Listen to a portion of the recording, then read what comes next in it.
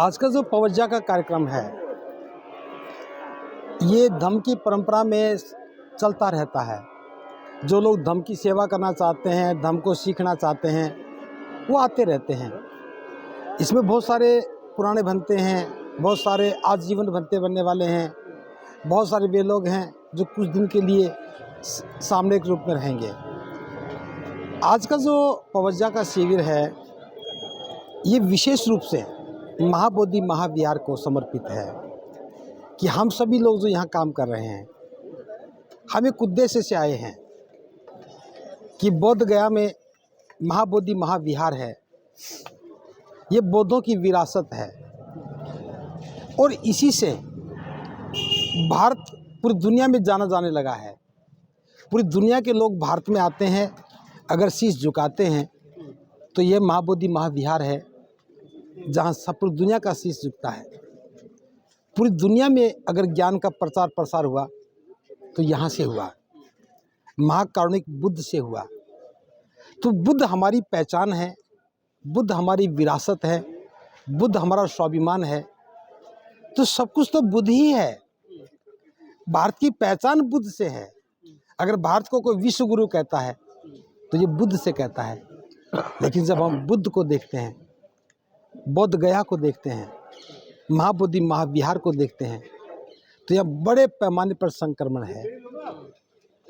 1949 में जो एक्ट बना, बीटी एक्ट 1949, उस एक्ट बनने के बाद महाबोधि महाविहार की पूरी दुर्दशा हो गई। ये असंवैधानिक एक्ट है, भारत के संविधान के विरुद्ध है। 26 जनवरी 1950 के पहले के सारे कानून निरस्त हो गए थे, इसे बचा के रखा गया है। तो ये संकेत देता है कि विषय एक्ट का नहीं है, इसके पीछे बहुत बड़ी साजिश है। लेकिन भारत के बौद्ध अब जाग गए हैं। लंबे समय तक इस प्रकार के षड्यंत्र नहीं हो सकते। अंततः सरकार को समझना होगा और महाबोधि महाविहार की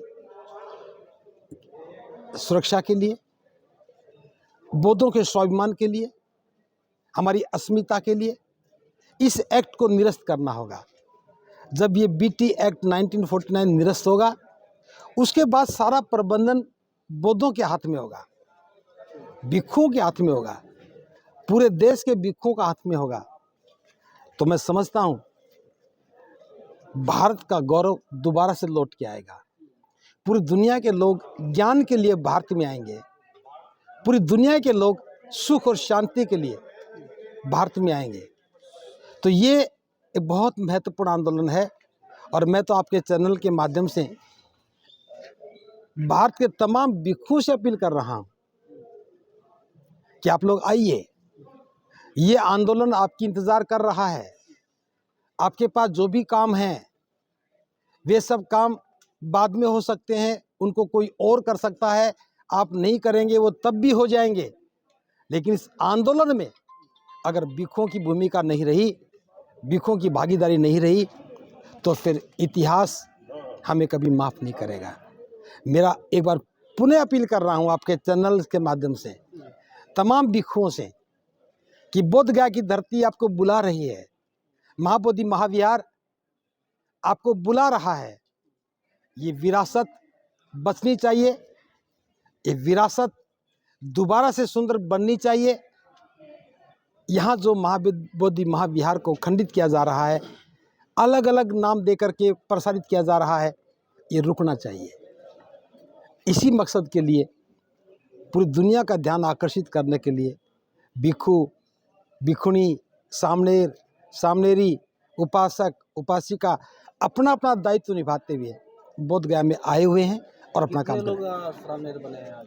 ये 200 से ज़्यादा आज बने हैं, 100 से ज़्यादा कल बने थे और भिक्षु लगभग 300 से ज़्यादा भिक्षु कल आए हैं, कल और परसों में। तो इस समय क्योंकि बुद्ध पूर्णिमा है, हमने पहले भी आह्वान किया था, तो उस आह्वान को सुन करके भिक्षु भी आ रहे हैं, उपासक भी आ रहे हैं, उपासिका आ रही है, भिक्षुणी आ रही हैं, जिससे जो बंद पड़ रहा है वो सब कर रहे हैं।